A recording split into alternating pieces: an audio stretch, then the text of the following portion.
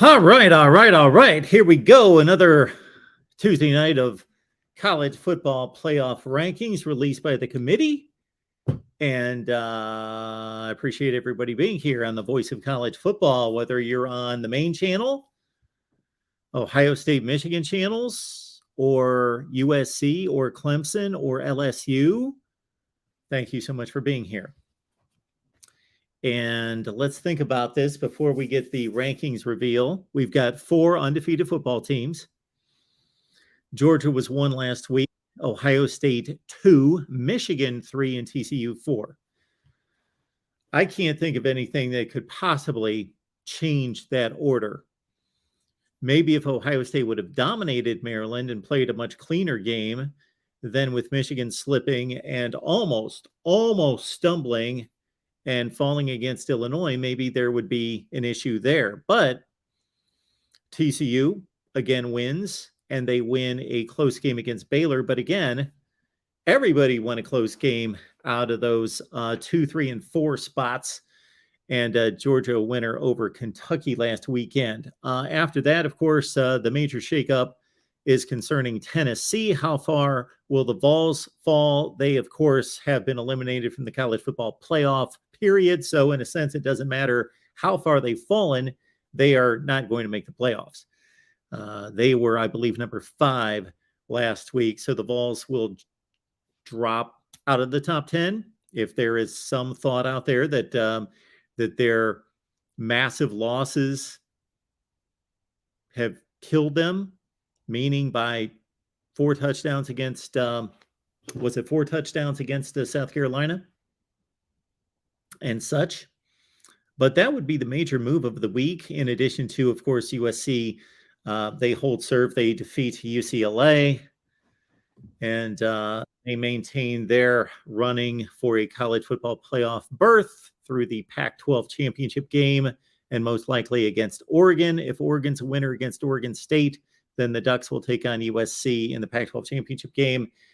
If the Ducks lose to the Beavs, then it becomes rather complicated. Our buddy Tony Altimore has devised a flow chart that he will be unveiling, I'm sure, during the Pac-12 chat show on Wednesday night that will outline the myriad of possibilities with Oregon, Washington, and Utah involved.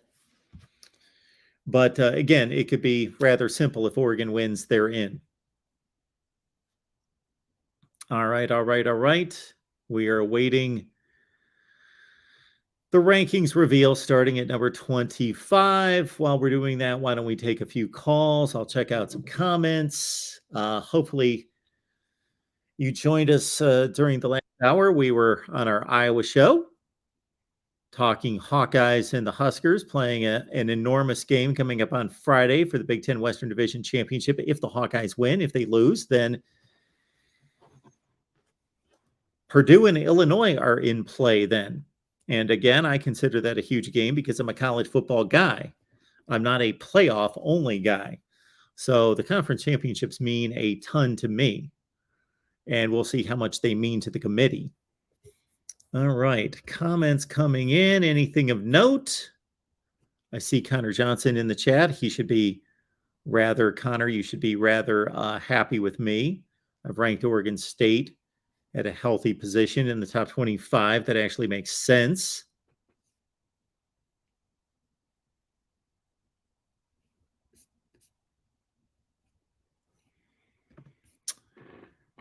You gang, this is how you call in. I have dropped the live stream link in the chat a few times. I'll do it again right there. Grab the link and you can join the show. Okay, while we await 25 all the way up to number 1, we'll take a call from Justin. Justin, what's going on tonight? Hey, Mark, how's it going? I'm good. What's going on tonight? Just ready for these rankings to be revealed. Oh, yeah.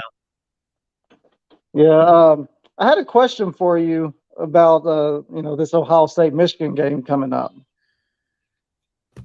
Fire. So I'm hearing a lot of OSU fans are saying how they're going to destroy Michigan. Do you think they're being hyperbolic, or do you actually foresee OSU destroying Michigan? Hyperbolic is a friendly, kind of nice way for you to put it. Because even with Michigan's, they're pretty much decimated with injuries. We all kind of know the storyline that's being thrown out there, but maybe they are. Yeah, perhaps. They have a lot of injuries to report. We don't know if those players are going to play and how healthy they are. Yeah, but even if they aren't healthy, I still think Michigan presents some serious problems for Ohio State. They do. And I'm a Michigan fan. I don't know if we can pull this one out. It's going to be the room for error is diminished greatly going into the game. So when you ask me about the possibilities of it being a blowout, and I let you know that they're being hyperbolic by stating that Ohio State's going to trash Michigan, that doesn't mean that it can't be a blowout. Any game can turn into a blowout.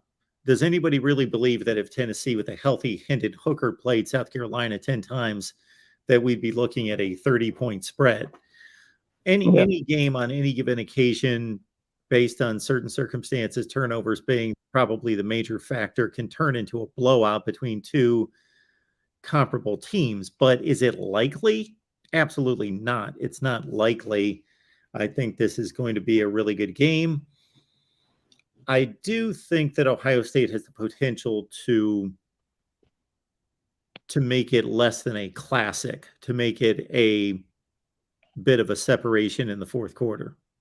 Hmm. Yeah, I just personally think it's going to be a real good game. Yep. I'm thinking like, maybe touchdown. It could get away from Michigan if Blake legitimately doesn't play. If he's just ruled out, can't play, I could see like, a couple touchdown loss. That's foreseeable. But outside of that, I mean, I know Ohio State wants this badly, but obviously Michigan wants it badly too. I think both teams are coming ready to play. Yeah, there is no way to question in any such way incentive and motivation. If you can't get hyped for this game, then there's not a game that exists that you can possibly get motivated for. I think that both teams should be motivated and are typically motivated year to year, even when there's nothing on the line or nothing tangible on the line, when it's just played for pride. Yeah, this is arguably the greatest rivalry in sports, not just college football. And so I think that's enough. But these guys are playing for championships, and the reason they win all the other games is to get to this game. So the incentive is obviously there. We've seen really good football games get out of hand the last 5 minutes, so it could be a 17-point game in what was a really good football game. Okay, we got the first batch of rankings coming in. We've got Louisville at number 25. They were unranked last week. Cincinnati at 24. Texas at 23. They were unranked last week. Number 22 is UCF, and number 21 is Oregon State, who was number 23 last week. Okay. Anything else from you, Justin, on Ohio State, Michigan? Well, one quick question, because the yards per carry thing has been a thing for the past like 20 years. Whoever wins that battle has tended to win the game. Do you foresee Ohio State being able to run the ball on Michigan? It's funny that you say that, because I recorded with Steve Dace a few hours ago, and he asked me something that led me in to that part of the game and that statistic. So this series has obviously been about trench warfare and running and stopping the run for decades. It is less of that than it's ever been. However, that's still important.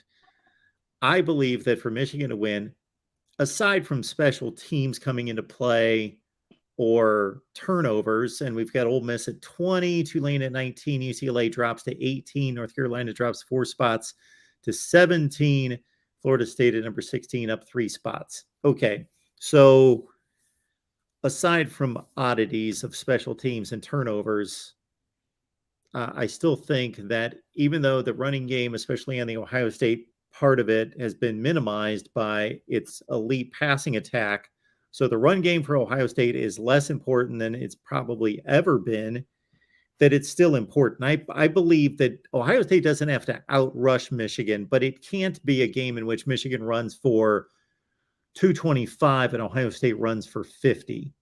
It has to be, if this game is a really good game, if the game's not a good game, then obviously Michigan's going to have to throw the ball a ton of times. And they don't want to do that. Or Ohio State's going to have to throw even more if they're behind. And by the way, we got Notre Dame at 15, Utah at 14. Number 13 is Washington. 12 is Kansas State, up 3 spots, and Penn State holds at 11. But barring that, saying it's going to be a 4-quarter game, Ohio State wants to throw the ball 40 times and run it 30 to 35 times. Michigan wants to throw it 20 or 22 times and run it 50 times. So I would say that if Ohio State can run for, 120 or 140 and keep Michigan around 170, 180, and only lose the rushing battle by 30 to 50 yards, and if Ohio State can run the ball reasonably well, and I mean like 3.5 yards per carry, then that's a good sign. Yeah, I agree. Well, that's all I really had, Mark. I just wanted to talk with you about the game coming up. And Awesome. thanks for taking my call. Thank you, Justin. Always appreciate it. Thanks. Let's keep it moving here at the Voice of College Football as we await the top 10. And unfortunately, with just a couple games left, meaning the final game this season, the regular season, and the conference championship games, we don't have a team outside the top 10 that can reach the playoffs. We got DeAndre on the line. DeAndre, how you doing? Good. How you doing? I'm good. What's going on? Can you hear me, Mark? I can. Okay. So, first off, I got a question for you. I meant to ask you the other day. I heard some guys on ESPN talking about the quarterback at Texas, and they were comparing his attitude to Josh Rosen. Do you agree with that? Interesting. Like the nonchalantness, Yeah. not really caring. I know how highly rated Josh Rosen was coming into the pros. Do you agree that Euros is like that too? So Tennessee drops 5 spots to number 10. I would say that Josh Rosen definitely gave that air, and that was there that vibe, that air about him. But always, we would hear things that pretty much backed that up and confirmed that. In terms of Quinn Ewers, I've not heard anything that makes it sound like he doesn't take football seriously and he doesn't study game film and he doesn't apply himself. Right. I don't know. Well, I think they mean far as demeanor when the team is losing. Oh, so they're not talking about work ethic. They're Right. talking about not being a leader, not being fiery, not getting after guys, not being a leader and getting down. Yeah, you can't. The difference in quarterback versus a lot of other positions is people are looking at you, and it's not a good thing, even if you're playing left guard, to be hanging your head and to be kind of zoned out, but you're basically responsible for your assignment. Yeah, the quarterback, you have to just show everyone that you're fearless, you are steely-eyed, meaning you're not fazed by anything, and you're tough, you're resilient, mentally tough, you're focused, all those things. I just know that Quinn Ewers played a lousy game against Oklahoma State, and he played an exceptional first quarter against Alabama, and really everything else I've seen out of him has been where he has shown great arm talent, but not to be one of the better quarterbacks in the country. He didn't have much of a chance against TCU. He just was under a heavy pass rush the entire game. Right. So I'm going to transition to a question. It's going to be very confusing, so I can't really put it in the words the correct way. I'll hang with you. All right. So Clemson lost to Notre Dame up at South Bend. With the wind, it was heavy. We saw that in Northwestern Ohio State game, right? Sure. How often has Notre Dame, I can only remember Texas, gone down south to play a team when it was real hot in their environment? I can remember Texas and sometime maybe in 94, 95. They went to Texas about 10 years ago. Yeah, okay, that time too. So twice with Texas. And Texas beat them bad. They went to Georgia. They went to Georgia in 2018. But that was in the fall time, though, correct?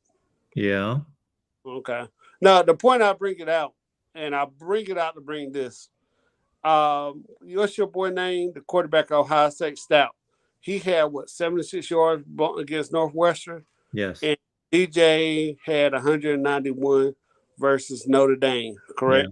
Yeah. And Notre Dame is way more talented than Northwestern is. Sure. My point of my conversation is when we say we try to take things into evaluation, looking at the whole thing, Notre Dame really doesn't go down south to play teams in their type of weather. I think we can all agree that.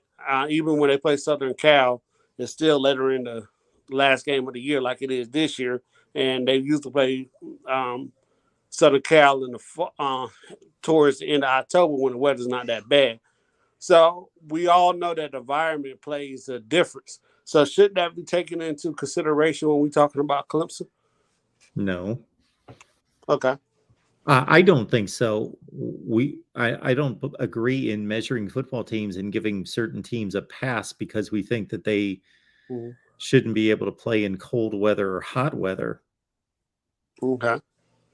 Like, do you understand what I'm saying? That I wouldn't say if Notre Dame went down and played in Miami in September and it was 88 degrees and they lost, I wouldn't say, well, it was 88 degrees outside and they are coming from the north. That's a point to be made, but I don't think that should play into our evaluation of the teams, or we should rank anyone higher or lower because we think that they caught a break or an unlucky break because of the weather. They Okay. Let me ask you, all weather conditions. We both like to gamble. Yeah. So a couple years ago, Jacksonville played Green Bay, maybe the first, second week of the game, and everybody was like, "Wow, why is Jacksonville favored to win?" Mm-hmm. And they were saying because of the heat. And Jackson and Green Bay were going to be wearing a darker uniform. So doesn't that show that it does affect the game? Oh, I didn't say it didn't affect the game. Okay.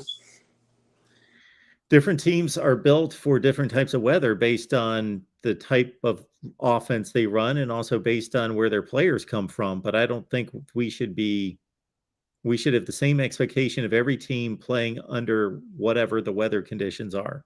Okay. So let me ask you this. Yeah. This type of Ohio State team, since Urban Meyer left, wouldn't it be more effective down south, whereas this team is more of a passing team? Yes. Instead of a running team. So I'm picking Ohio State to win big. But just like last year, if the weather's bad, this is more Michigan's type weather, though, for the game. That running back was healthy, correct? Well, it's going to be raining. It's not going to be that cold. It's going to be like 52 degrees, but it's going to be raining, apparently.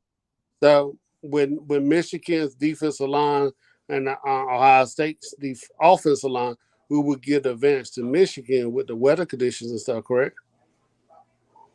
And I think that some precipitation favors a passing team because they know where they're going and you can get DBs to slip. You can also slow down the pass rush. But if it gets too sloppy and too rainy where the ball's too slick and receivers are dropping the ball, the quarterback can't get a handle on the ball, that obviously favors the defense in a huge way. But a little bit of rain, sometimes you see a lot of games where there's just a little bit of rain and their offensive circuses. All right, I appreciate your time. And like I said, the question I know was kind of confusing, but like I said, it is a question I had to ask because sometimes I know Ohio State has gone down to TCU and Texas and performed very well over the last couple years. And I was just wondering because I never see Notre Dame go down south in the dead heat and play. Even when they play Florida State once or twice, there's always during the what's called it. But Florida State and Notre Dame did play a couple of years ago during that time, and Florida State upset them, correct? A couple of years ago, then Florida State had a terrible year. They played on Labor Day night. Yeah, that was only 2 years ago. That was just last season. Right. 2021, they played on Labor Day night at Florida State. Yeah, but it was upset by Florida State, correct? No, Notre Dame won like 41-38. I thought Florida State had upset Notre Dame 1 year. Nope. All right, Mark. I'll get over with you later. Thanks, man. Appreciate it. All right, let's get to these rankings. And shoot, they took the top 5 off the board, but I believe it's still the first 4, of course. Georgia, Ohio State, Michigan, TCU at 4, LSU at 5. Question for everyone. LSU is number 5. Tennessee is number 10. They're both 9-2. They both play in the same conference. Therefore, they play like teams. They both beat Alabama on the last play of the game at home. There's a common opponent data point. It's too bad that Tennessee and LSU didn't play for us to figure out who's better or who should be ranked higher. Yeah, so yeah, that's just too bad that Tennessee and LSU didn't play for us to see who should be ranked higher. Okay. Mike, welcome to the Voice of College Football. How you doing? Hey, can't complain. How you doing? Well, I'm starting to complain. LSU's 5 and Tennessee's 10. That makes sense. Well, Easy money, please. Sorry, Mike. Easy money, please. I'm trying to post his comment. Easy money. Yes. Please read along when I get sarcastic. Thank you. All right. What you got, Mike? Well, I mean, I can agree with Tennessee at 10. I can't agree with LSU at 5. Okay. Where would you put LSU? 8. I just don't understand how you rank a team that beat another team by 4 touchdowns lower, especially by 5 spots. I guarantee this is my question for everybody on the chat. If the Tennessee LSU game had been played this last Saturday, would those rankings still be the same? No way. No. Shouldn't they be the same? Probably. Are we ranking? We're supposed to. They tell us that they rank their resume. They're not ranking their resume. They're ranking it like a build-up to the conclusion of the season. That's how they're ranking these teams. I see. The thing is that there's too much transitive property involved with Alabama, Tennessee, and LSU. And for some reason, LSU seems to want to come out smelling like roses, and I'm not sure how that happens. Well, LSU beat Alabama. They beat Ole Miss, which that win has been downgraded. Mississippi State's a decent win. Mississippi State, they might be what, the 10th best team, possibly 9th best team in the SEC. I don't know if I call that a quality in the win. SEC. Do you consider Maryland a good win for Michigan? Well, let's see here. I would probably I'd probably put them 5th in the Big Ten. Okay. Well, Mississippi State, I think, is a better team than Maryland. Not by much, but I certainly believe they're better. I think Maryland is a more complete team. I'm not sold on Mississippi State's offense. I would take Mississippi State to beat Maryland, but and they play in a better conference and they've got a better record. So LSU has a pretty good line of wins. I guess it's just in the fact that a lot of these, matchups, a lot of these are barely win over other decent teams, and they're all at home. Like LSU beat Alabama by a 2-point conversion in Baton Rouge. Mm-hmm. Tennessee beat Alabama by a field goal in Knoxville. So, mm-hmm. I mean, you could argue. I mean, I could argue that Alabama could be higher than both of them because on a neutral field, I think Alabama's probably undefeated on a neutral field. Well, the whole neutral field, I get your point, Mike, because we know teams generally play better at home, but the whole neutral field is in theory. Well, yeah, of course, but it's not in theory over the course of 100 games. It's proven that teams play better at home than they play on the road. But in any given game, we can't say Ohio State would have beaten Michigan last year in Columbus. We can't just turn results over because they're played at a particular stadium. Well, I think that if Ohio State beats Michigan this year, you can make a case for it because I think that we're a slightly better team this year than we were last year, and I think that Ohio State is a slightly better team than they were last year. then why are we playing football games? The reality is that whoever wins the game should be given credit for the win. I don't Yeah. care where they play.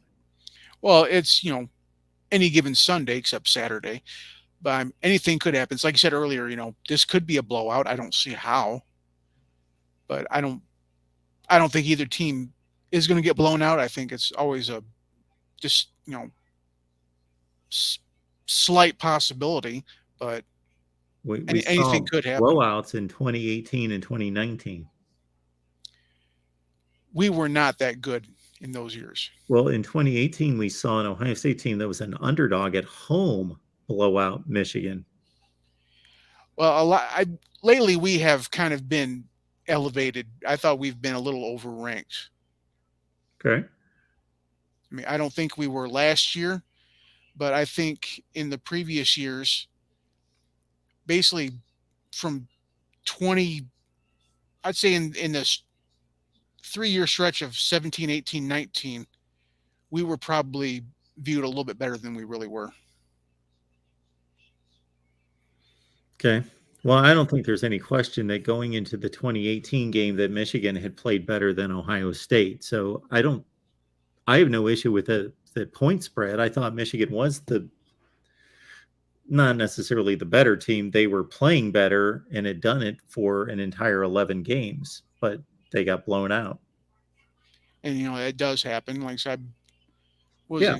when they got 62, 63 on us that one year. Yeah.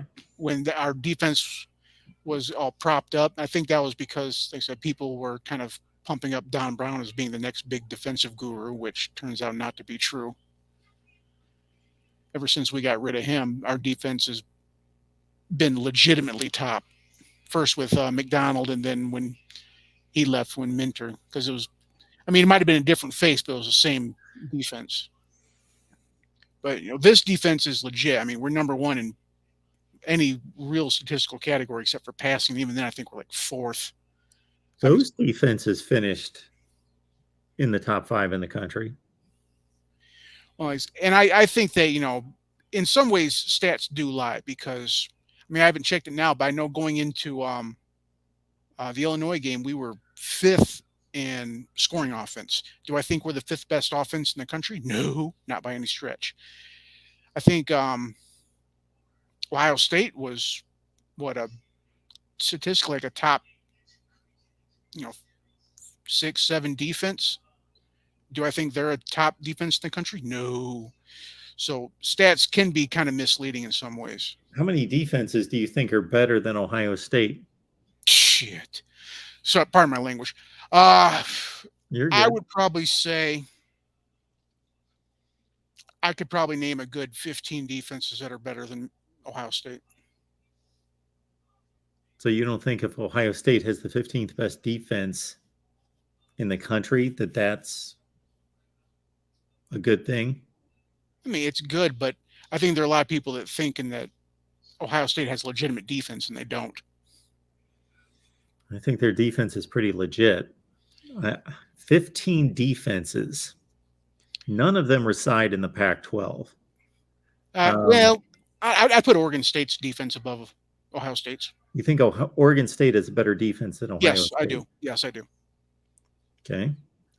I don't think Ohio State would give up 42 points to Utah, but maybe. Well, every team has, the occasional blip. Sure. Yeah. And keep in mind that, how many offenses in the Big Ten can really compare to offenses in the Pac straight up and down? Well, that's another chicken and the egg statement, because defenses in the Big Ten are better than defenses in the Pac-12. Yeah.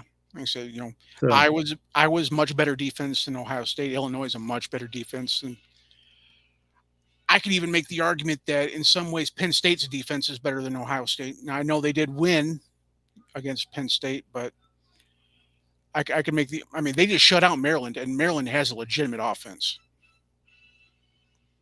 So on an objective X's and O's, I would put Penn State's defense above Ohio State's. okay. And then you go down to the ACC, Clemson, obviously. I think North Carolina State's defense. Obviously? You think it's obvious? I think Clemson's defense is considerably better than Ohio State. I didn't even think that was a real argument. Oh, I think it's an argument. I'd put NC State's defense over Ohio State. Really? Okay. Yeah. Yeah. I think those are arguments. When you say that they're not arguments, I think that's debatable. Well, I guess in theory, anybody could argue I anything. expected Clemson's defense to be that much better than Ohio State's, but I don't think that's proven out. You know, and the main difference is that, you know, Ohio State's obviously light years past Clemson in offense. And you make the argument that it's because Dabo keeps that Uyangule as opposed to Cade Klubnik. I think he's kind of dropping the ball on that one. But I think a lot of these stats are misleading. So I think statistically, our offense is better than it really is. And statistically, their defense is not as good as it really is. So well, the thing I would say about that is I have no issue with somebody belying the statistics and saying this particular stat is misleading or that particular stat is misleading, but I need some type of verification of why or how, and I don't really see that. Well, for our offense, I mean, obviously, you know, we pumped the score up pretty good on some high school teams early on in the season. Just like Ohio State, defensively, they haven't played a really good offense yet, except outside of maybe Penn State. They've played the same offense as Michigan's played, except they played Notre Dame. Notre Dame has no defense. They played Northwestern. Northwestern is just garbage in every aspect of the ball. They played Iowa, and you can ask Eric in there. But I'm making the point that Ohio State has played the same schedule as Michigan, except for you could replace Illinois for Notre Dame. Otherwise, they've played the exact same schedule. Well, what in-conference game have we played that's as bad as Northwestern? Well, Michigan played Nebraska without a quarterback. Thompson played that game. That's as bad as Northwestern. The Nebraska offense that Michigan played. Oh, I thought Casey Thompson was in that game. No, I might have been wrong. You know, Indiana's not good, but we both played them. Yeah. You know, we both played Iowa, except the difference is that we had to play them in Kinnick, which is an obnoxious place to play. Sure. While they got to play them at the shoe. I don't, you know, it's like you said, you know, home field advantage does matter some, but I'm not going to say it's night and day. But I guess, you know, injuries aside, all questions will be answered this Saturday. Yes, they will. And then I'll look forward to about that. Hopefully we'll play Iowa. I expect Iowa because, you know, they play Nebraska and Iowa City, and I don't see any way Nebraska wins that game. Yeah, I don't either. And then I guess I'll just, you know, jinx out there to Prangley and what I call the Trojan trio. All we need is for them to lose, which I think they got a real chance of losing to Notre Dame because that one's in South Bend, right? No, they're at USC. No, they are? Oh. Yep. So I got that. And then, so how does the Pac, do they have like a neutral field they play in, like Seattle or San Francisco? Vegas? Okay. Yeah. And that's right now is probably what, Oregon? If Oregon wins. And then if they lose, Washington? It's complicated, but most likely Washington. Okay. And, all right, Mike. And I think Clemson plays South Carolina in the last game, right? Yes. And then they, foregone conclusion, they play North Carolina in the championship, right? Yes, that's already set. Okay, so I need one of those two games to fall for both of them, and then I'll be happy. Okay, Mike. Okay, thanks for having me on. I appreciate it. Of course. All right, Chad, thank you so much for the super chat. We appreciate that. Michigan settles for at least 3 field goals. That is the story of the game. Ohio State is not great, but able to put together 3 touchdown drives. Buckeyes win 27-19. Michigan settles for 3 field goals. 9. How did they get to 10 points? Maybe that's a touchdown with a 2-point conversion and a safety, I guess. So Chad's got touchdown, 2-point conversion for a safety, or yeah, and that gets us to 10, and then the 3 field goals to 19. Okay, got it. Rob, what's going on tonight? Hey, what's up, Mark? Not much. Yeah, so getting to LSU and Tennessee, I kind of thought that Tennessee would fall decently, but I do get the idea that, what do the head-to-head games matter, right? Because you're right in a lot of ways when you look at Tennessee and how they beat LSU. They didn't just beat LSU; they pounded them, and then they get pounded by South Carolina. I think the reason they're falling so far is 2 reasons, and I think the committee is punishing Tennessee a little bit for the injury to Hendon Hooker. I personally feel that way, and I also think it's because it's late in the season that Tennessee lost to South Carolina the way they did. I think if it had been earlier in the season, they wouldn't be punished as much. They're waiting the season, which they say they don't do, but they right. are. But yeah, and that's the thing about the committee is they say a lot of stuff that we that we know they're not being truthful on. Like they say they don't have bias towards this or that, and it's like the name brand bias, But we've seen in the past that that's not really the case. I think you look back to Ohio State when they didn't win the Big Ten championship and they stuck them in anyways. Now, to their credit, they went on to they won the championship that year, didn't they? No. Or I'm getting it mixed up with a different year, but they lost the year that they didn't win the Big Ten. They lost to Clemson. Oh, okay. No, you're right. That's right. But either way, I mean, stuff like that. I mean, the committee says things and they kind of, they don't really mean them. And I think that's what's happening with Tennessee right now.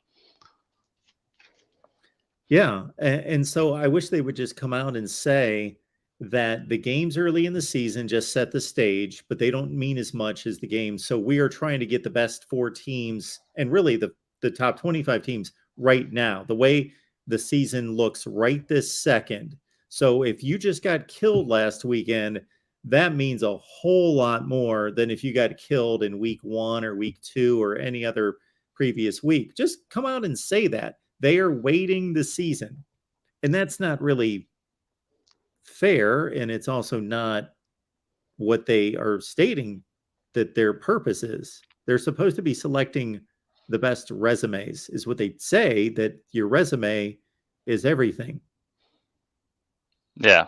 And it is a little bit frustrating because, I think if people are honest with themselves, and now obviously with Hendon Hooker being out, that does change things tremendously. But if we're talking about a healthy Hendon Hooker right now in Tennessee, you'd have to be kidding yourself to say that Tennessee is not going to perform well, like, not finish in the top 5 of any conference if you slap them in there the way they've played this year. Just because they have one bad loss against, I think, South Carolina, that team right now, I don't think Clemson's really wanting to play them after what they just saw. I wouldn't be shocked. Let's put it this way. I wouldn't be shocked if they ended up beating Clemson. Wouldn't be shocked at all. Well, the committee's lazy. They're lazy in this way. If they really want to evaluate injuries, they need to go through every team and truly evaluate the injuries. And I understand that there are few injuries that are going to be as significant as Hendon Hooker. I get that. But this is like front page news, Hendon Hooker gone for the season. Okay, let's slap Tennessee down. Well, they need to be evaluating every team. If they really evaluate the teams and look at some teams have been hurt by a number of injuries to lesser players, but multitudes of them, well, they should be evaluating that if they're going to evaluate that going forward. Secondly, I don't have an issue. I don't agree with it, but I don't have an issue with them projecting into the playoff. For example, if Hendon Hooker was injured like this in the SEC championship game and Tennessee was on the line, that they said, okay, well, Hendon Hooker got him to this point. He's gone. We don't know how good Tennessee could possibly be. And we can evaluate these other teams to be better than Tennessee without Hendon Hooker. But we get to see Tennessee play this week without Hendon Hooker. So why don't we at least watch them play? Wouldn't it be something if maybe a team lost their 2 top quarterbacks and had to play a third string quarterback and miraculously won like a conference championship game 59-0 and won 2 playoff games against the 2 top seeds and won the national championship with a third string quarterback. Yeah. Wouldn't that be phenomenal? But with this approach, I guess we would maybe never see that. I don't know. Well, and that's one reason I'm really looking forward to the expanded playoffs. And I know there's some people on the channel, and not just this channel, but all you look across YouTube and media in general. There's a lot of there's some people that are against an expanded playoff, which I think is, to me, it's a little silly because yes, on one hand you do lose something, right? You lose that kind of prestigious invitation to the top 4, spots in the playoff, but what you gain to me is far more because more fan bases have a legit chance to get behind their team and see what they would really do in an actual playoff environment. Now there's no more guessing like, oh, TCU, say TCU loses, next week or whatever, and they get bumped out of the playoffs. Now their fan base is like, well, this is BS because we've been a top 4 team the entire year, and now we're out of the playoffs just because we had one loss at the end of the season. Whereas an expanded playoff, you actually get to see that. Or like, Cincinnati, teams that kind of are on that bubble every year, you get more of a chance to see what teams could actually do. And I think that's just a win-win, Yeah. We all know that TCU most likely has to go undefeated to make the playoff. Well, that criteria is not given to the SEC champion or usually not the Big Ten champion or some other champions. But why is TCU held to that standard? Well, because number one, they weren't considered to be any good or any kind of factor when the season started. And number two, they're winning games that are close in a narrow fashion. But why just because you're exactly right. If they win the Big 12, they lose a game, still win the Big 12 championship, and they're 13-1, they're going to be out of the playoff, and we won't know what they would have done in the playoff, as opposed to in the future being able to say, okay, well, TCU slipped up once, but they still won the Big 12 championship, and they're going to get their shot. They get to redeem themselves after slipping up once, just like most teams get to slip up once in this 4-team playoff.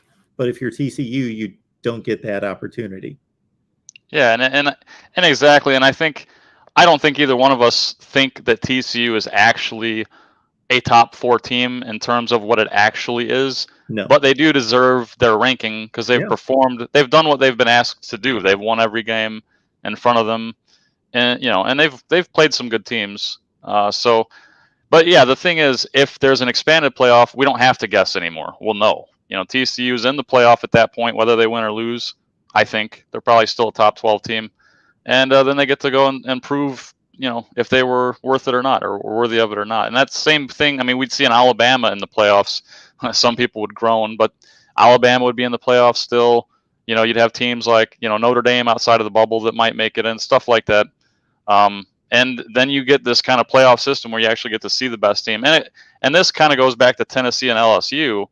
Then we kind of get to really see who's going to perform better in this kind of more, stressful playoff environment. Like who's going to advance further, Tennessee or LSU? Now, again, without Hendon Hooker, it's not truly the true Tennessee. Mm-hmm. So that does kind of diminish them a little bit. But anyways, that's all I kind of wanted to talk about tonight, I guess. Yeah. I'll let some other people get on the line here.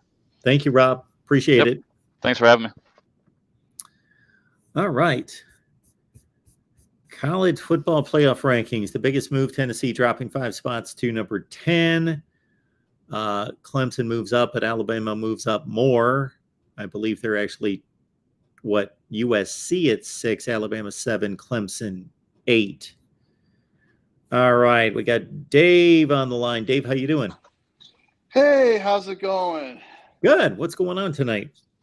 Well, I was looking at the rankings, and if you're a USC fan or a Pac-12 fan, you have a team that definitely has a shot now. And I really do think if USC wins and beats Notre Dame and whoever they play in the Pac-12 championship game, that they will jump up and finally get into the college football playoffs.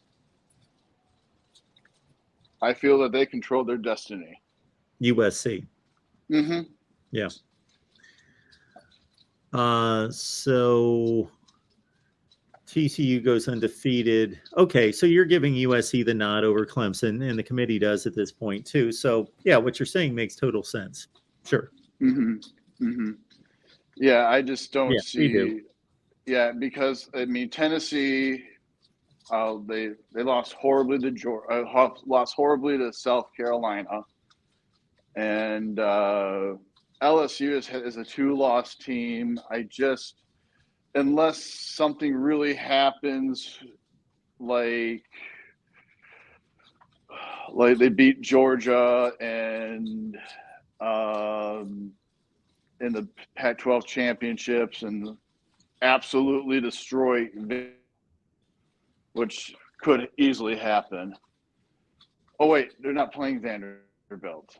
I take that Yeah, back. you're cutting out, Dave. I didn't catch what you said, but that could be the one thing that would leave USC out is if LSU wins the SEC championship game. Then you're going to have LSU, Georgia, the Big Ten, and TCU. Is this better? Can you hear me better now? We got you. Okay. I'm not in a very. I'm at work and I'm not in a really good place, so no it worries. might cut in and out. Yeah. I'm just looking at it, and I'm just really think. Do you also think that maybe a 1-loss Michigan or a 1-loss Ohio State team maybe gets in, or do you think if one of them, let's say Michigan loses, and Ohio State wins the Big Ten championship, do you think that there's still a chance for maybe even Michigan to get in? All right. For Michigan to get in losing to Ohio State, Georgia wins the SEC. I think North Carolina needs to beat Clemson.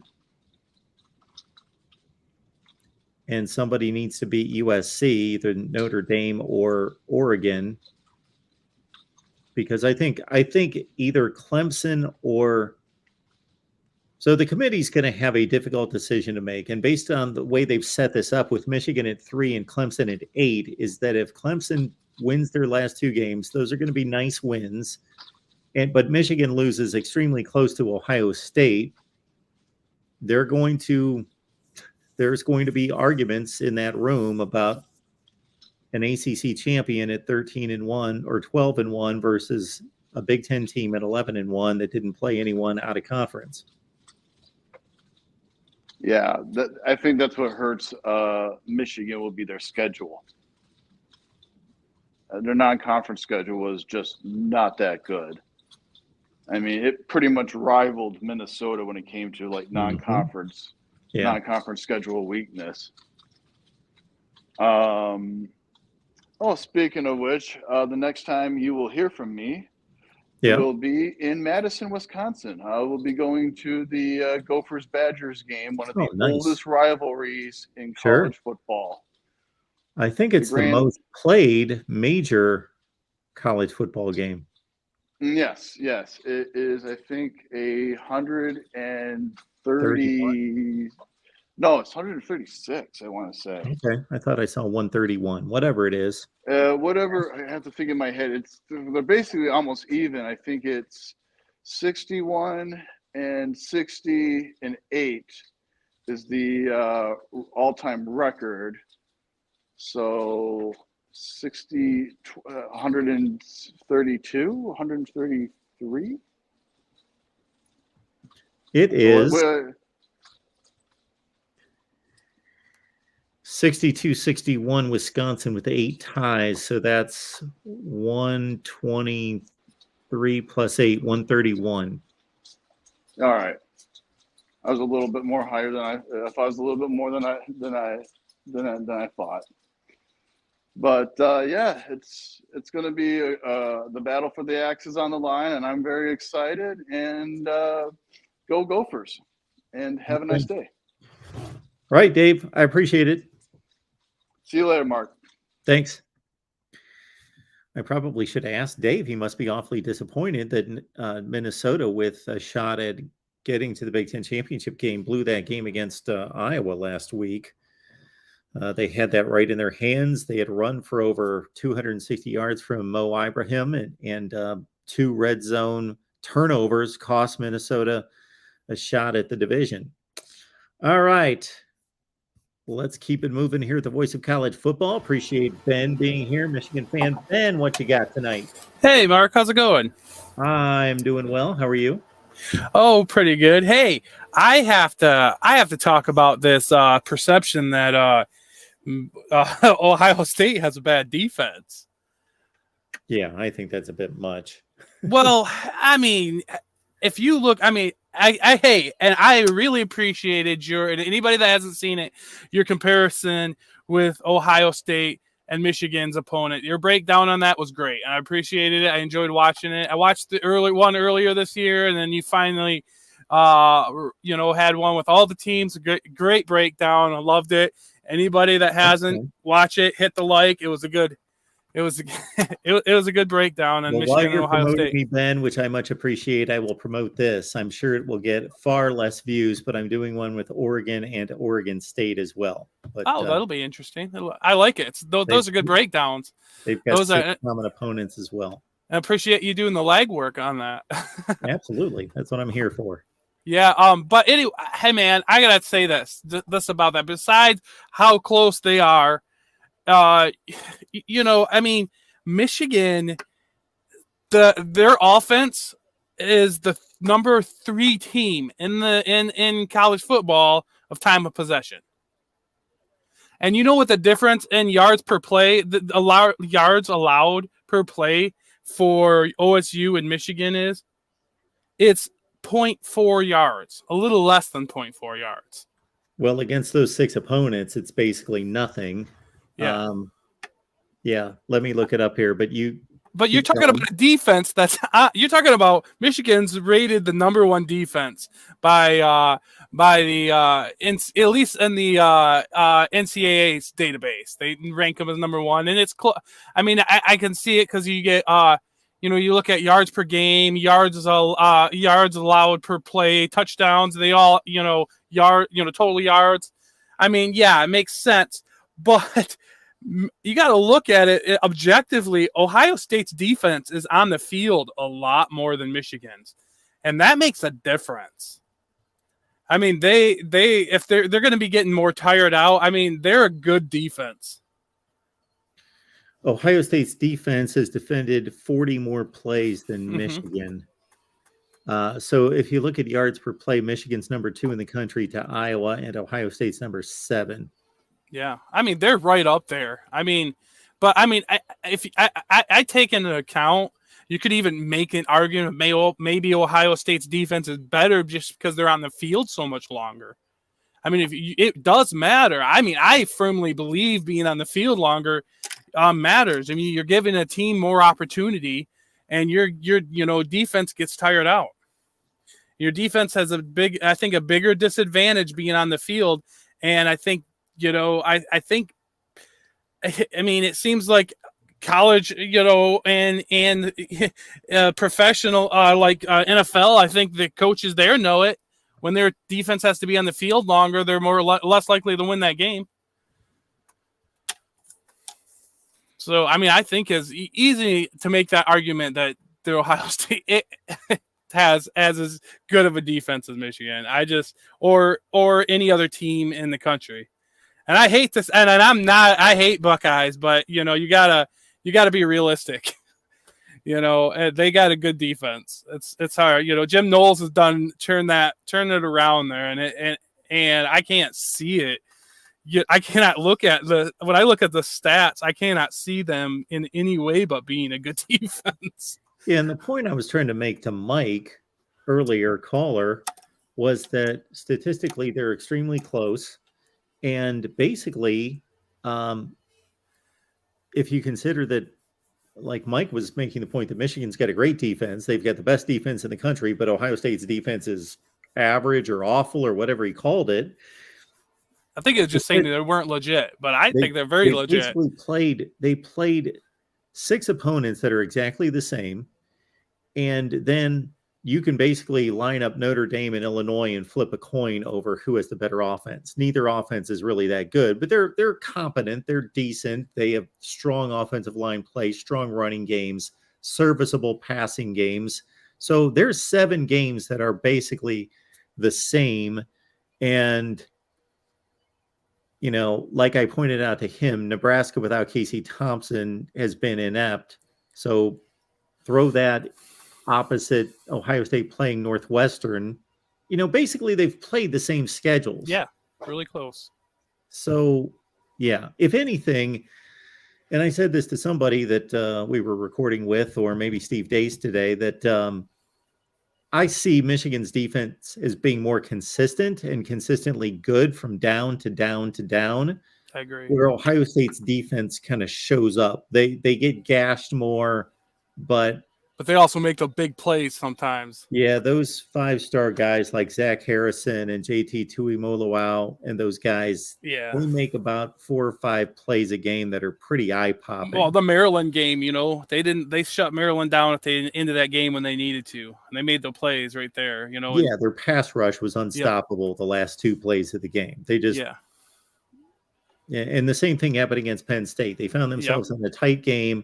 There's like 8 or 9 minutes left, and then they just started just ambushing Sean Clifford. Yep. No, you know, I agree with that.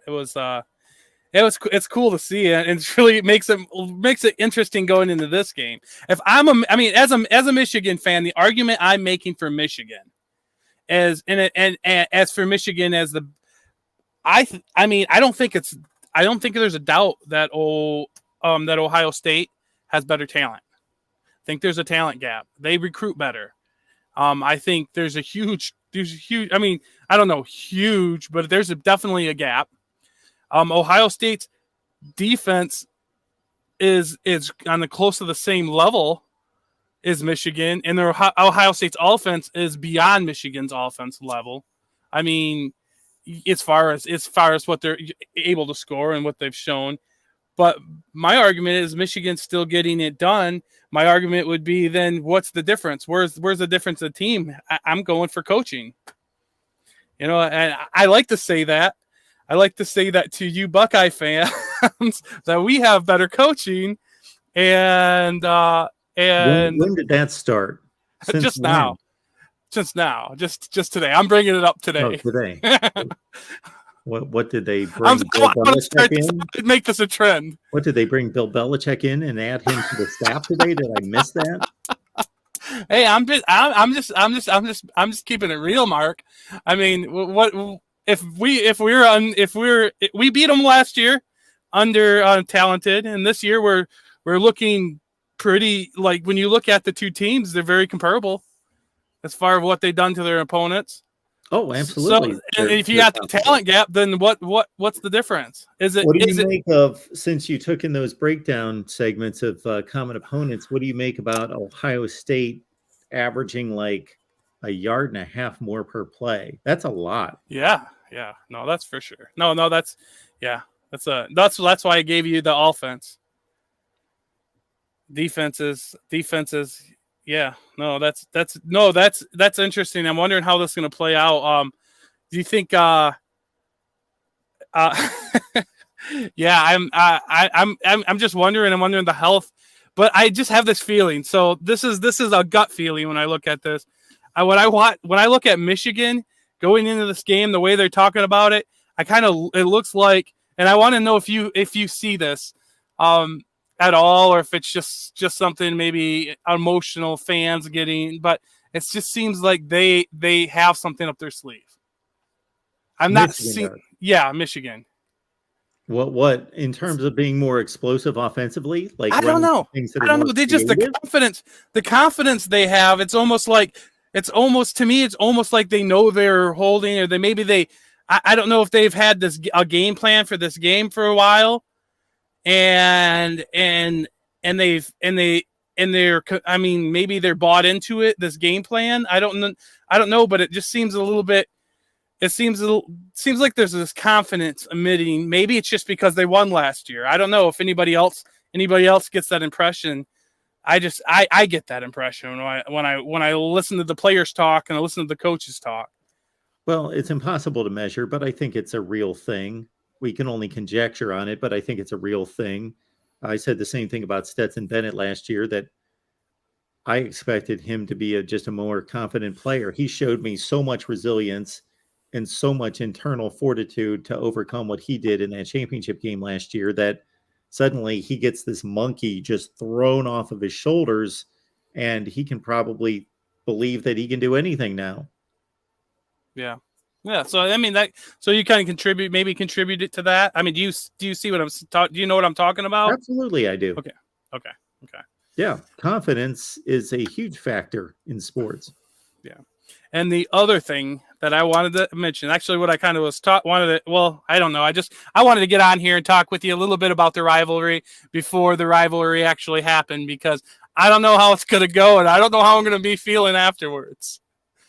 So I wanted to make sure I got in here tonight and chatted with you. But this LSU thing, do you think this is the committee saying, hey, we want to try to get two SEC teams into the playoffs, or justify it?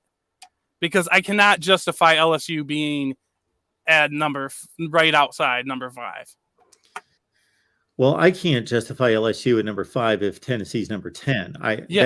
That doesn't compute in any such way, and nobody can argue me out of that thought process unless we wait the season. Then we have to completely admit we are waiting the season. The first week is worth like a 1/10 of a point or a 1/10 of a game. The second week, like 2/10 of a game, and then on down the line, actually 1/12 and 1/11 and so forth. And then the final game is worth more than that is obvious to me. At least the NCAA basketball selection committee admits that and says, we look at generally the record of the last 10 games, because we want hot teams we are going to break ties by selecting hot teams. They'll never say that. The committee for football will never say that, but that's what they're doing. They're obviously doing that. How can you look at Tennessee's resume and LSU's resume and they played and Tennessee beat them freaking by 4 touchdowns? That's ridiculous. They beat them by 2 points. Even if they beat them by 2 points, I'd say they won the game. But here's the other thing. Here's the other argument I want to make against LSU.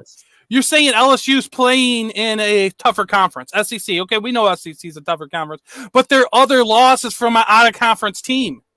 That's not even the best in their. They're not even the best in their conference. They might actually be the best in their conference. Who knows? But they're 8-3, and in ACC, which we've seen the ACC really show its show that it has some weaknesses. Well, yeah. They got 9 against the other 4 conferences. They got Clemson at 8 with 1 loss. So obviously they're not looking at the ACC as being a strong conference, or maybe they're just looking at the Notre Dame game. And see, if this was all rated and evaluated in a vacuum, let's say, I would have no issue with Tennessee falling from 5 to 10 after getting blown out of the stadium in the 4th quarter. They weren't blown out of the stadium from the first play. So there are differences when you look at final scores. Like, it wasn't 28-0 in the first quarter and the game was over, and the rest of the scoring was just completely irrelevant what the score ended up being. It was a 35-31 game, and then they got blown out. And I have no issue with saying, okay, if you just asked me in a vacuum, the number 5 team in the country went to South Carolina and they played a 6-4 team and they lost by 28 points. What we dropped them to number 10, I'd say, sure, I would have no issue with that. But these aren't done in a vacuum. They're done involving other teams, and where they place LSU, Alabama, and Tennessee make absolutely no sense. If they are evaluating the entire season and every data point is equal. Yeah. And so So if I take when I look at this, if you actually look at college football and take out schedule, just from what you've seen, what teams do you actually think are the best? What do you think would be the best games? Georgia's the best team in the country. Ohio State's the best team in the country until further notice on Saturday, which certainly Michigan, I think, is going to give them a hell of a game, and I think it's going to be a great game. And at times this year, I thought Michigan was the better team. Actually, I would say for the first 4 or 5 weeks of the season and the entire offseason, I thought Ohio State was 10 points better than Michigan. Michigan changed my mind for weeks and weeks and weeks. And here in the last 2 weeks, I'm back to leaning Ohio State. Yeah. But I would say Michigan is probably the third best team in the country. And I believe, again, if we're throwing out records and resumes, I don't believe that TCU is actually the fourth best team. I think they deserve to be there. Oh, they're not the fourth best team. If you were just saying, Mark, you got to put your mortgage on the line. You got to send teams out to play somebody else. I'm taking Alabama over TCU. I'd take Alabama over everybody else on that in the top. Put them in the top 4. For that 4th spot. A perfect example of this, and I'll remind Tony and Tim, when you guys are ready, just let me know. Maybe they did. I will make this statement, then we'll move on. Okay. That in 2019, Ohio State, LSU, Clemson were undefeated. They were extremely talented, really good teams against good schedules. That's a no-brainer. Those 3 are in. Oklahoma earned the 4th spot because they won the Big 12. They only had 1 loss. They earned it. People ask me the same question that you just asked me. Did the committee get it right? Are those the 4 best teams in the country? And I said, well, no, they're not the 4 best teams in the country. Those are the 4 teams that earned it, and Oklahoma being the 4th that earned it. But Alabama's the 4th best team in the country. Yeah, I believe so. They went 10-2 that year. Then they trounced Michigan in the second half of a bowl game, and they finished 11-2. I guarantee, and we all know it, because LSU and Alabama played that season, and it was a classic game, great game, that Alabama's not losing by 5 touchdowns to LSU like Oklahoma did. So they weren't the 4 best teams, but they were the 4 teams that earned it. Yeah, and that's kind of okay, Mark. It was nice talking to you. You guys have a good night. Thank you. All right. Time for Tony. Time for Tim. And the all in Patreon College Football, Voice of College Football rankings here. Can't wait to see this. Sorry, that was LBC on the phone. He may be joining us in just a minute. Sure. All right, Mark. Well, we've got some interesting things this week. Your voters from all 5 conferences and independents differed a little bit from the committee this week and differed a little bit from your top 25. So it's going to be kind of interesting. Let me quick bring it over here into the share. Oh, there we go.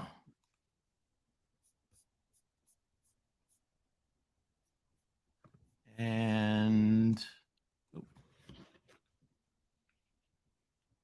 sorry. All right. So we put a little bit of Latin on here, a little Vox Populi, Vox Dei, to remind us the voice of the people is the voice of God. That's nice. Just to remember. So this is from Mark's community. And Mark's community is we get folks across Mark's Patreon. So if anybody's not a part of Mark's Patreon community and the Discord server, it's a lot of fun. And anybody from there is welcome to submit a vote. And so we get folks that do it every week. We get up to 20-some people depending on the week. But we make sure they're from a mix of conferences. And it's really been interesting to see how people voted. I will tell you that for those of you guys who think that I am not loving certain teams, I'll tell you there are much more than other folks who have some serious issues with some teams who got murder stomped. So without further ado, shall we reveal how your folks have voted what a 12-team playoff would look like if we were doing it now? So remember, guys, this is if the new playoff started today, what would the voice of the people have said within your Voice of College Football community? So number one, the Georgia Bulldogs. Pretty solidly number one there. Next, the Ohio State Buckeyes. So following the trend, continuing to follow the trend with Michigan. Now remember, for those of you guys who don't remember, the top 4 conference champions will get to host the byes and the bowl games. And then if you're not a conference champion, you don't get to do that. So Michigan would be getting that number 5 seed, which is a really good seed. Next, TCU. Mark, I think your folks have kind of joined me. I've personally done this. I think more folks have too, in saying, all right, TCU, we didn't believe in you, but you're there. So congratulations. So TCU gets that number 3 spot. Then USC gets that number 4 spot. So those are your 4 bowl hosts. And Michigan is the only double one on there. So now going into your number 7 seed. Your number 6 seed, I'm sorry. Number 6 seed is Clemson. So Clemson would host a game. Alabama at number 7 would host a game. LSU at number 8 would host a game. So they're your 4 hosts. So your 4 first-round games will be in Baton Rouge, Ann Arbor, Tuscaloosa, and Clemson. Next, your folks said Oregon. So they're going to have Oregon and LSU with the winner going to play Georgia in New Orleans. That's Bo Nix goes back to the homeland. Like, that would be fun. Next, Penn State heading back down to Alabama yet again. Will they stomp yet another overconfident SEC team? Who knows? But the winner would then go to Miami to play Ohio State. Like, that's kind of awesome. Washington is going to Clemson with the winner heading to Dallas to play TCU. The 2 next out. So, Mark, your folks did not give enough votes for Tennessee or Notre Dame. They're the 2 next out. Because remember, a 6th conference champion has to get 1 slot. And that your folks voted as Tulane. So they voted Michigan versus Tulane in Ann Arbor with the winner headed to Pasadena. So, guys, this is an awesome bracket. There's some good games here. What do you guys think? Well, Mark, Tony's put a muzzle on me for today. so I'm gonna say there's some lovely games out there. Put a muzzle on you? Yeah. Oh, come on. I'm getting I got a timeout from Tony. Well, You did not get a timeout, but we're not having certain debates right now. If I could watch only one game, I am clearly watching LSU and Oregon play. Wouldn't that be a good game? Yes. I think that would be an awesome game. Yes. Give Bo Nix will have plenty of time to be healthy. And next, Alabama and Penn State. I think that would be another really good one. I think Washington and Clemson would be a heck of a game. Sure. And USC and Michigan in Pasadena. Well, sure. Yeah. Once we get to that round, that's looking really, really good. Yeah. Yeah, Bama, PSU. There's a lot of fun ones there. And I'll show you something that I thought was kind of interesting. When we took a look at where the teams come from, we saw the Big Ten, the SEC, and the Pac-12 each put in 3 teams. And then the Big 12, ACC, and American each had one each. Yeah. So, for distribution. Like, I think what you see is that the 12-team playoff starts to accomplish the goal. Whoever is saying Tennessee being Tulane is a joke, like, dude, don't be dumb. Remember the process. The process is 6 conference champions. So it's not that Tulane is over Tennessee. It's that Tulane is the 6th conference champion, and the 12th team is bounced if there's not 6 conference champions in the top 12. Not our rules. And not that I don't believe that the Big 12 and the ACC have arguments as being just as strong as the Big 10 and the Pac-12, but I truly believe that at the top of those conferences, I think that this accurately reflects the power and the status of the top of those conferences this year and the distribution this year. Yes. Yeah. And I think this year is the thing, because some years the ACC is really strong. When Miami and Florida State are rolling, the ACC is really strong. And this is just not really one of those years. Last year, the Pac-12 was atrocious. So, you get kind of a cool mix. And then looking at how your voters compared with the actual real playoff folks, Georgia number 1 across the board. Mark, your voters put Ohio State number 2, Michigan number 3. So some pretty good consensus. TCU 4. Now's where you start to get more interesting because again, your folks put USC. The committee put LSU. I don't worry about that because like LSU is going to get beaten by Georgia, and USC has 2 more games to win before it's really an issue. So we'll see. Then your voters put Clemson as number 6, which this is where I thought the committee was kind of smacking Clemson, because the committee's okay with LSU being murder stomped twice, but the committee has issues with Clemson being murder stomped once. I don't know. I'm not Boo Corrigan.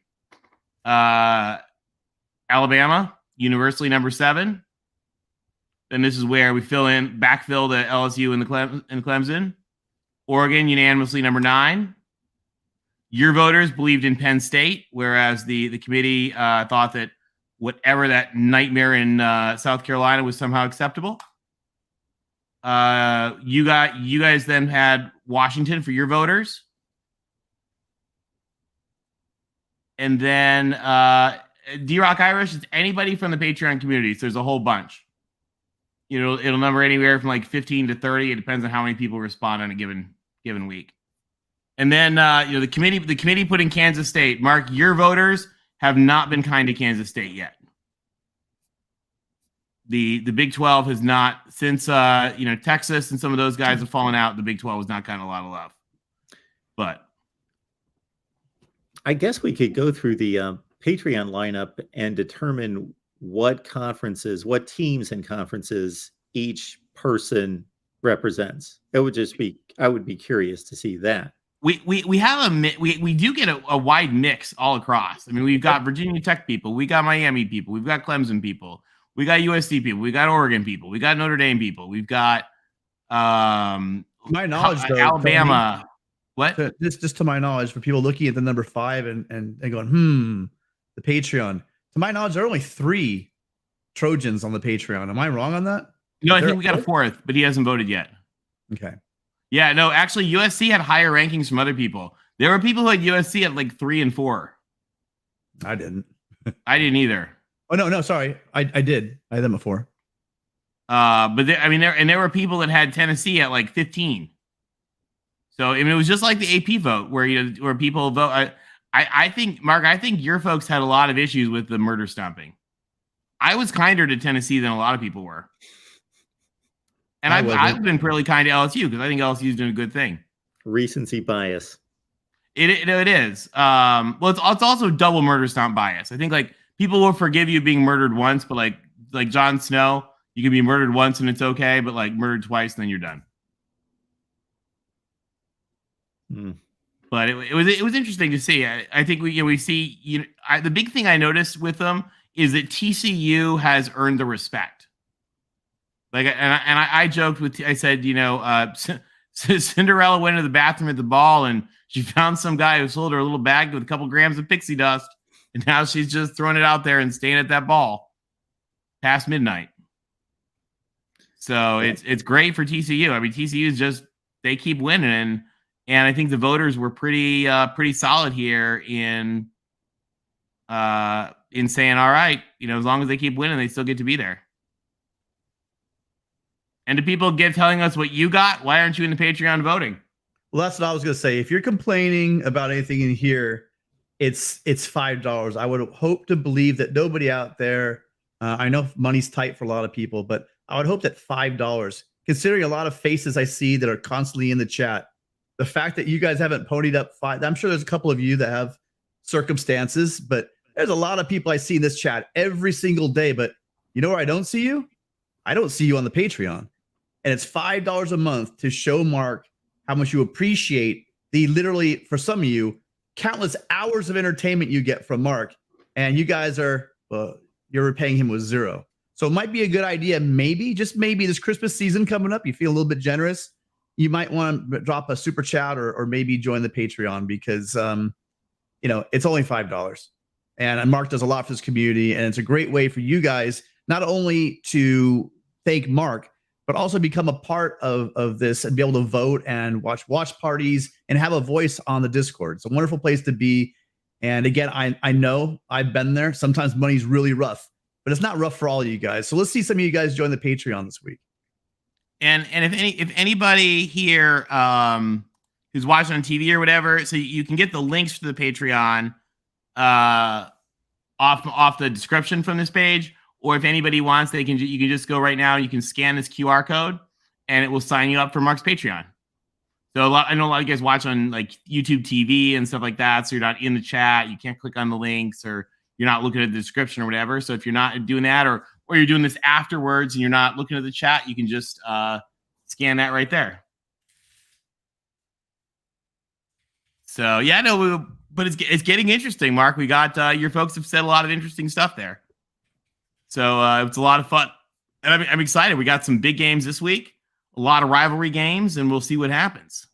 That's what I like to see. People not having groupthink, everybody thinking for themselves, working out the rankings for their own, analysis, their own perspective on what they find to be valuable, what they find to be legit versus what they are knocking teams down for. Absolutely. I have, by the way, dropped the link to Patreon for the sign up there in the chat. Cool. Well, we appreciate it. And guys, hopefully we'll have more of you guys chiming in your votes next week. But just taking a look at this, I mean, it's just like, I can't get over how excited I am for when they get this this new playoff going. I think it's going to be really awesome. Absolutely. And what I'm looking forward to, Tony, is having and hearing you explain your Pac-12 championship flowchart. Oh, yeah. Do you want that real quick? Does anybody need that? You can save that for the Pac-12 show. Okay. With the Pac-12 show, by the way, there's going to be like 4 words that will not be spoken during the Pac-12 show. Are you guys ready? And I say this as a child of the great state of Michigan, the grandson of a devoted Buckeye, and the friend of many people from Tennessee. The words Michigan, Ohio State, Tennessee will not be spoken during that 2.5 hour period. So for anybody who wants a break from the battling, we hope you will join us tomorrow night for the Pac-12 chat show. We got some wild stuff going on out west, and it's going to be a lot of fun. I like it because this is rivalry week all over the nation, and we want to certainly give everyone its due. And there are a few amazing matchups in the Pac-12. I'm looking at the Apple Cup. I'm looking at the Civil War. I love those matchups. The Territorial Cup. I understand they're gonna be wild. Teams are not good this year, but still, it's Arizona State. Love those matchups in the Pac-12. It's going to be fun, and we'll go through the flow chart with you guys for.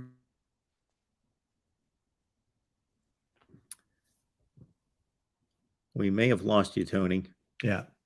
All right. Well, thanks again, everybody, and we'll see you guys tomorrow night, 7:30 Pacific, 10:30 Eastern. Thanks, Thank Tim. you guys. Thanks, Tony.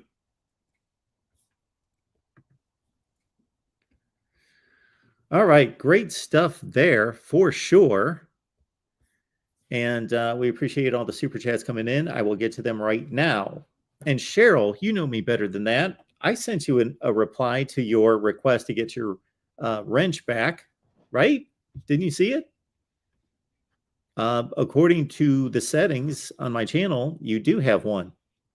So I couldn't really change something that says that you have moderator status. All right, let's catch up with these super chats. Then we've got George on the line. Let me make sure I don't miss any. If I ever miss a super chat, yell at me in caps. I think we need to get back to that one all the way back here. Jared, thank you so much for the contribution. We appreciate it. How much is Ohio State not having the psychological edge worth?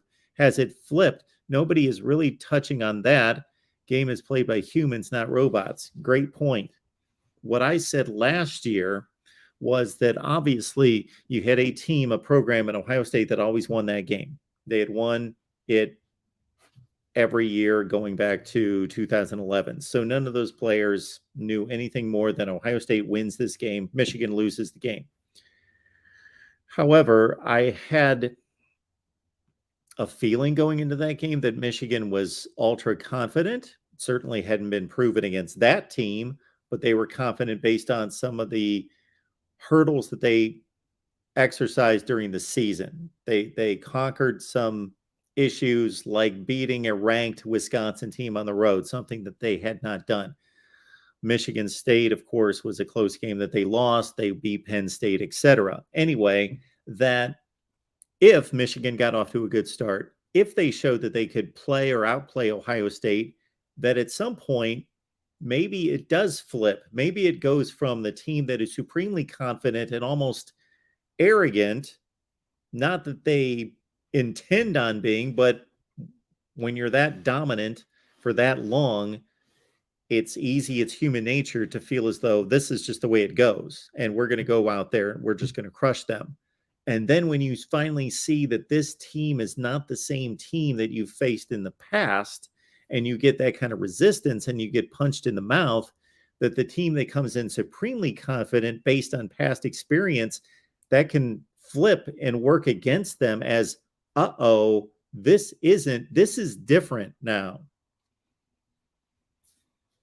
Where the other team can come in and sure be on edge and not completely convinced that they can do it, but have that belief. And then when that belief is substantiated, the first few drives of the game, the first quarter of the game, then maybe that psychology flips. Now we've got a situation where Michigan's won one game against these Ohio State players. So we've got Ohio State players that have just maybe tasted a loss, and that's their entire experience. There's others that have obviously won the game, but you got to go back to 2019. So there are a few of them that are a factor in this game. So I am not a psychologist, but that's my quick take on that. All right. We also have super chats coming in from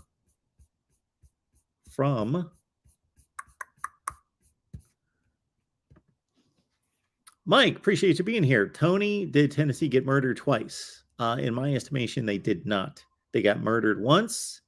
And again, it was a fourth quarter murdering. It was not a start to finish murdering. It was not 28-0 in the first quarter. It was a 35-31 game. They got whipped in the fourth quarter. And they did not get murdered by Georgia. They were clearly outclassed. They were clearly whipped by Florida, but it was not it was a 27-14 game. That it wasn't close. Georgia had it under control. Their pass rush was devastating. All of that. They were clearly the better team. But difficult environment against the best team in the country. Next up, we've got Lemansky. Thank you so much for that, sir. We appreciate you. The Milwaukee Journal-Sentinel reporting that Jim Leonhard will be named Badgers' next head coach. My thought process was that when Paul Chryst was replaced by Jim Leonhard, that the administration and the athletic director thought Jim Leonhard, Paul Chryst is brought us to a good place, but we are stagnating. We are not progressing. We're actually in slight decline. And Jim Leonhard is coveted by all sorts of great college football programs out there. We need to give him the job today. If he clearly shows that he's not ready for it, then we will conduct a coaching search. But if he shows us what we believe, then let's give him the job. And that's pretty clearly what they've done. Ben says, Mark, I wanted to leave you with this condolence super chat for your team's loss this coming Saturday. Help Mark Cope Fund. You know what, Ben? I appreciate your super chat contribution. I appreciate your condolences. And you know what?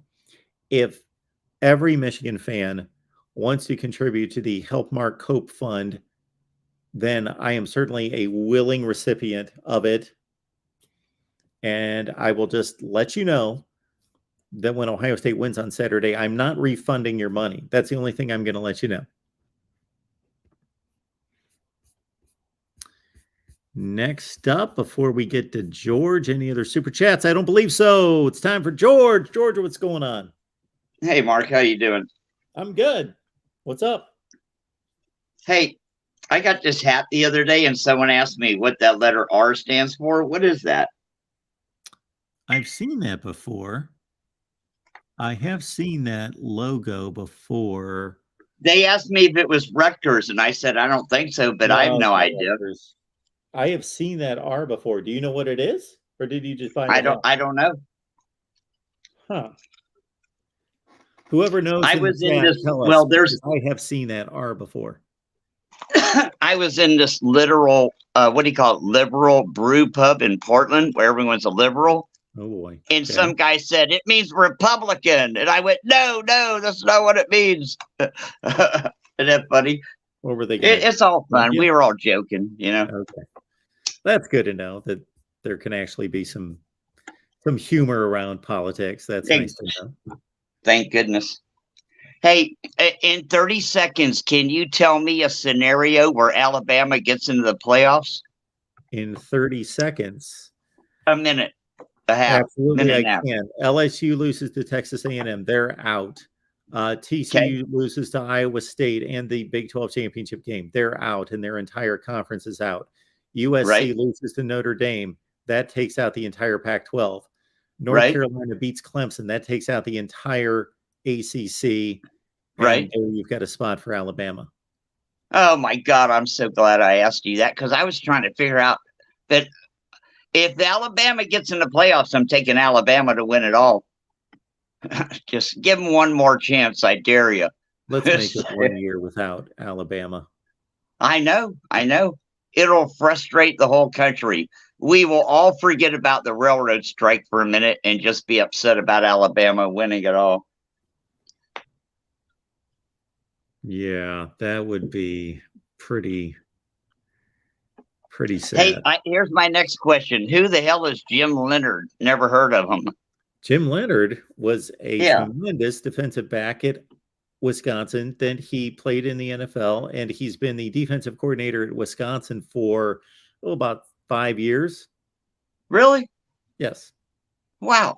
And has been one of the best defensive coordinators in the country. I can't believe it. I had no idea who he was. I can't keep up with it all. How do you do it? It's my job. Oh. In a strange way, I would say before it was my job, I actually kept up with college football and sports in general better than I do now. Because while other people are watching, cut up versions of the Penn State Rutgers game from last week or whatever, I don't get to do that much of that kind of stuff. I would like to be able to do more of that. I'm running a business, so doing all that kind of stuff. But hey, listen to this. Yeah. Josh Pate has CBS behind him, right? Yes.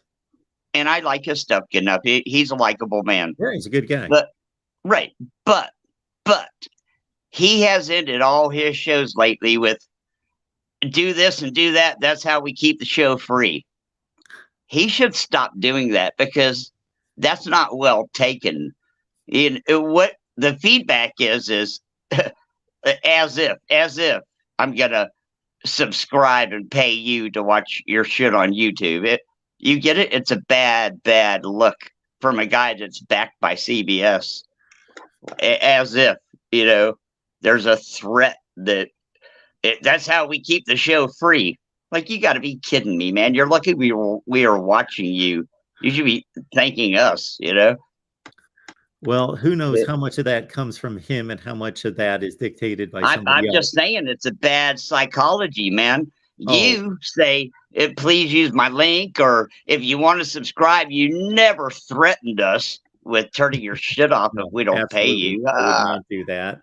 I'm just saying, can you believe CBS is doing that? I'm like, you got to be kidding me. We don't need your shit. We'll do fine with the other 9,000 football channels on YouTube. Exactly.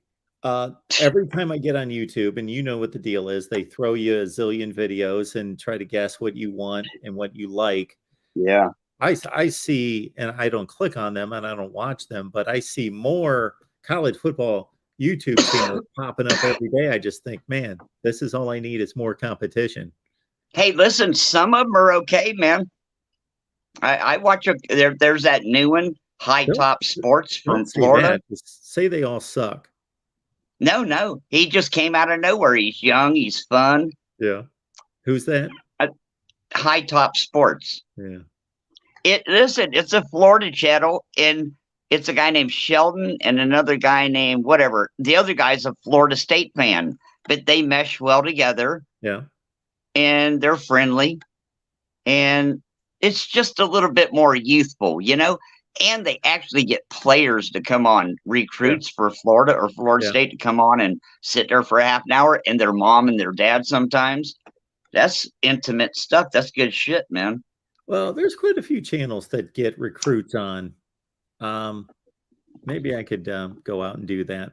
I used to do Mark, it. Mark, you can do it. It's just a goddamn phone meet. Just like I'm talking to you, they will do StreamYard instead and sit there with you for half an hour, Yeah.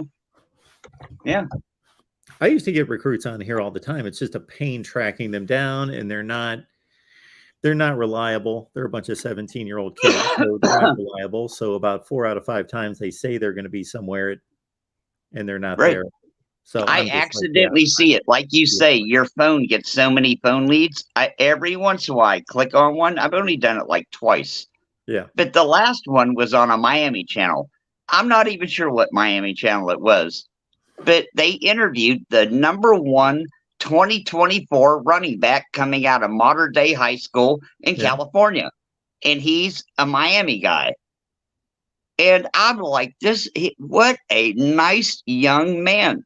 They asked him, what do you do football for? What motivates you? And he said, because it's the only way I know to take care of my mother. He said, I play football like it's a business, He said, no one has to encourage me to practice. I'm doing this for the money at a high level. I'm like, I like that young man. He can speak for himself. He can express himself, and he's very straightforward and look good. Nice young man. Okay. All right.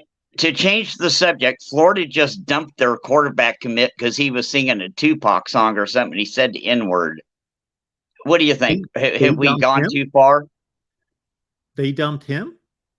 Yeah, we withdrew his scholarship offer.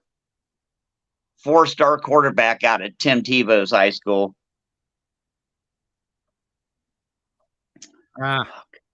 These pimply faced kids don't realize the ramifications for what they're doing. He was singing along with a rap song, and he said, I believe it was the N-word. I'm not sure. It had to be, though, And how many times has everybody else done that? Like, when we get to that word, you're not allowed to keep singing. I'm just saying, it's sickening, man. This is me in 2017 interviewing Justin Fields. So there you go. There's Justin Fields. That's when I used to pound the pavement to try to reel in these recruits. But yeah, I just don't have it in me anymore. You had Justin Fields on? Yes, there he is. My goodness gracious. So yeah. All right. I'm just saying. Here too. They should call you and ask you for an interview. Just put the word out if they want to expose themselves publicly and talk. I probably had 1,000 subscribers then. Wow. I didn't even know that. And I've been watching you from the beginning. And I missed that somehow. Yeah, you're up in the ranks, that's for sure. I should do that. I'm going to pay homage and recognition to all my subscribers, and you can look up on YouTube how long people have been subscribed, and I could start with the very first subscriber and go through. It's amazing. Amazing. Well, George, what do you think about Florida State? Do you care? Well, I do care from this point of view. If we beat Florida State, will we maybe end up at the near number 25 on your list? No. Damn. You're 6-5. Well, what if we win our bowl game after that? Oh, maybe. Could we end? Maybe. They say we might be playing Cal or somebody on the West Coast. Oh, UCLA. That's who they're projecting we play in a bowl, UCLA. Wouldn't that be a blast? UCLA in Florida, really? Can you UCLA 's gonna imagine? drop Has that that ever much? happened in the history of the universe? UCLA and Florida played in the they played in a bowl game when Troy Aikman was there. They played in the Aloha Bowl in 1987. Oh my God. I wish I was rich. I would do like $1,000 super chat because you told me that. I believe had the final no score- idea. We can check me. Let's check this. And I believe the final score was 20-16.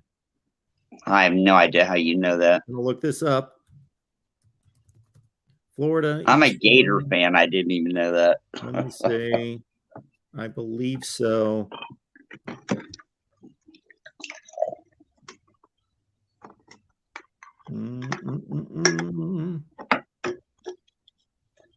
Let's see. In 19. Bingo. The 1987 Aloha Bowl, UCLA, Florida, 20-16. There you go. I was 27 years old. I didn't know that. How'd I miss that shit? What was the score? I should get a super chat for that. I came up with the score of the 1987 Aloha Bowl off the top of my head. Shit. Who won? UCLA beat Florida 27-24? 20-16 in 1987. Oh, 20-16. 1987. That blows my freaking mind. Is that the year Doug Johnson threw all those touchdown passes in the Super Bowl for Washington? Is that the same year? That who for Washington? Washington, the pro team, they had a black quarterback named Doug Williams, and he threw like 6 touchdown passes, all 75 yards. Yes, that was the same season, 1987. Yeah. He threw 5 touchdowns in the Super Bowl. That's why I don't remember the Florida game. I was so in shock over that shit. Well, I was actually, like, this "What the-" Florida game was a month before the Super Bowl. I know. I'm just saying it was a mind sweep. All I remember is Doug Johnson. I got you. Just right. No, Doug Johnson was a Florida quarterback. You're all over the map here. You're moving names and places all over the place. Okay, it was Doug Williams. I'm sorry, I slipped. Yeah, Doug Johnson was a quarterback for Florida. I know. I meant Doug Williams. Possibly the greatest quarterback in the history of football. No one's ever done that before. You throw 5 70-yard touchdown passes in one game and win the Super Bowl, and then never do it again or before, right? Yeah, that was a weird one. Some good shit. Timmy Smith ran for a Super Bowl record 204 yards in that game, and he never came close to matching that. Never did anything else in the NFL. Who's Timmy Smith? He was the running back for the Washington Redskins in the Super Bowl in that same Super Bowl. Wow. I did not know that. Yeah. Hey. He still owns the Super Bowl rushing record. Trey Sanders, a 5-star running back out of Florida, the most coveted guy in the country a couple years ago, is in the transfer portal from Alabama. I want him bad. This is free agency. These coaches are trading behind the scenes. They're saying, I'll give you Jacobs for Alexander. And they're saying, throw in Jones and we'll do it. I think it's come down to that now. We're probably going to send somebody to Alabama or give them one of our recruits in return for. I'm just saying, I think it's come down to that now. It's all behind the scenes now. It's all agents and whatever, you know. Can you imagine this shit, man? Fucking unbelievable. Mike enjoys your calls, George. Hey, I'm sorry, guys. I haven't been paying attention to the chat. Trying to stay focused here. Says this guy is the best caller in the union. I accept that. And if you're willing to write me in for president, I will serve. Okay? I will take that burden upon I will make more executive orders on the first day. I will say, I will put all law back to whatever it was in 1973. I don't even remember. We'll start all over, or reset. The real reset. Like, not forward, backwards. Get rid of these freaking cell phones. get a dial-up phone with one of those round things and start over. I don't think we want to go where we're going right now. Do you remember me telling you who set the Super Bowl rushing record in that same game with Doug Williams? It was Timmy Smith, 204 yards. John Reagan. Roger Dodger's trying to argue with me at 234. Roger Dodger, I just double checked. I'm right. 204. 204. Okay. Well, George, you are it for the night. So you've got the floor. Whatever you want here. Whatever you'd like to let us know. Okay. What if they say that we have an alien invasion and Martians show up and they say we're going to settle this on a football field and they beat us? What would be the implications of that? Would we have to accept their superiority? I'm just saying, just because Alabama wins the national title every other year, it doesn't mean anybody's any less. It's a thing. It ain't no thing. It ain't a thing. It's no thing. Just football. It's just football. I officially ran out of shit to talk about. Oh yeah, with 2 seconds to go in the Florida game, they called the guy down. He was in bounds. The clock was running. There was no timeouts left, and they gave Florida extra play. Did you see that? No. Really? Well, go watch the last 2 seconds of. Go watch the last 10 seconds of the Florida game. It's amazing. Explain that shit to me. All right. I believe. Hey, listen, you know what I'm talking about. There was 6 seconds on a clock. We had one play. We threw the ball way short. The guy caught it. Like, what did you even run that play for? And he stayed in bounds and got tackled. And they stopped the clock. And everyone went, what are you doing? You know? They're Vanderbilt. They're used to losing, and they just couldn't believe that they were going to win another game. Good point. And you know what Florida's quarterback did on the next play? No. It's the last play of the game. Now, there's 2 seconds you shouldn't have. You know the play doesn't count. There's going to be like uproar. This will never. It's all we'll talk about for the next year. He threw it into the stands out of the end zone. It wasn't a Hail Mary. It was a cruise missile into the stands. Because I think they have an earpiece in their helmet. And that was the only way out. You throw that son of a bitchin' ball into the stands. Watch the last 2 seconds and you'll see. Now that's sports entertainment. And now we all sit here and go, what just happened? What was that?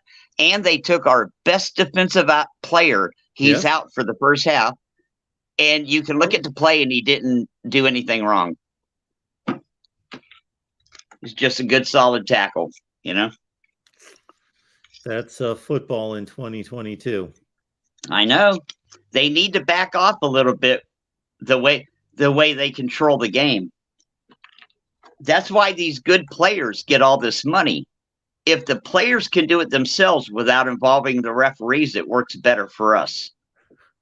But if the players can't pull it off themselves, the referees will step in and help them by going 5 yards, illegal formation. All right, George. We're going to love you guys. We're done. Thanks for talking to me in the old person's home. You. All right. Thanks, George. We'll see everybody. I'm not really in an old person's on home. Wednesday. We've got Ohio State at 11 a.m. Eastern time. We've got Oklahoma at 12:30. We've got Florida State at a new time tomorrow at 3. Michigan Friday at 5 and Miami at 7. That's tomorrow night. See ya. Love you. Thanks you for George. that.